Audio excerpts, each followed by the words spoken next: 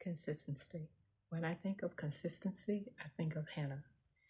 Hannah desired to have a child, and for many years she was barren. The Word of God said that God closed her womb. But what I loved about Hannah is she never changed what she did for God. She still remained consistent. She still remained faithful. She still dedicated her life to the Lord. She never stopped serving God, even when she didn't see what she asked for, even when she didn't feel it. She constantly and consistently worshiped God, sought after God, ran to God. And I want to tell some of the listeners today that there may be a door in your life that you've been asking God to open or wondering why it had not opened. And some of you out there may have thought that maybe it's the devil, but sometimes closed doors the devil has nothing to do with. Sometimes it's God. And with Hannah, she was asking for a son every year. She would go up to Shiloh. She would go up to the church, the synagogue, and she would cry out to God um, about a male child. And one particular year, she went there and she was specific in her prayer. She asked God not to forget her, to remember her. And she reminded him of who she was, his servant. And she said, "Bless me with a male son, and I will rededicate him back to you all the days of his life." So let's stop there.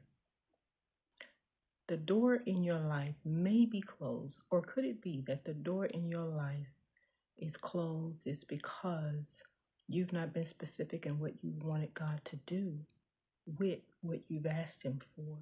Well, she was specific. She cried out and she asked for a male child. And she told God, she made a vow to him that if he did this, she would rededicate her son back to him all the days of his life. She would give him back to him all the days of his life. So here's the answer to the question.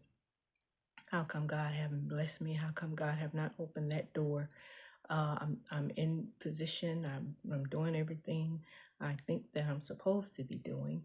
And how come that door is not open? Well, the Word of God says in Psalms 37, He gives us our heart's desires. We delight ourselves in Him.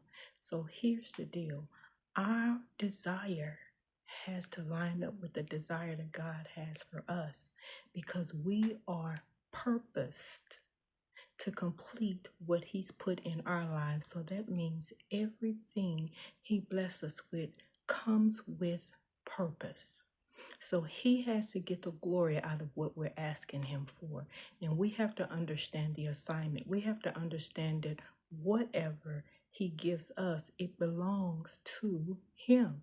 So when you get what you've asked for, you have to remember not only to rededicate it back to God daily, but you have to remember it belongs to him.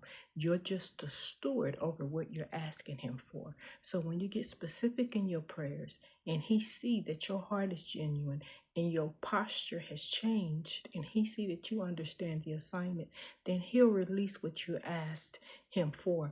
You asked him for a house. He needs to know if you're going to worship what's in that house, or is that going to keep you from going to the house of God? You asked him for a vehicle. Is that vehicle going to drive you further away from him? He wants to know that he can trust you with what you're asking him for, but most of all, that he gets the glory out of what you're asking him for. So let's switch up our prayer. Let's go to God sincerely and let him know specifically what we desire, but make sure he desires that same thing for us. And make sure when he bless you that you don't forget about him, that you rededicate and commit what you've asked him for back to him, that he gets the glory out of everything because God owns it all. We are just stewards over what we're asking him for. So once your prayer change, your heart posture change, and you understand the assignment, which is what you're asking him for has to be on purpose, in purpose, and for purpose, and he has to get the glory out of it, then he will release what you've asked him for. Remain consistent, remain faithful, trust God. He heard you the first time. It's just that you need to change your heart posture. Be blessed.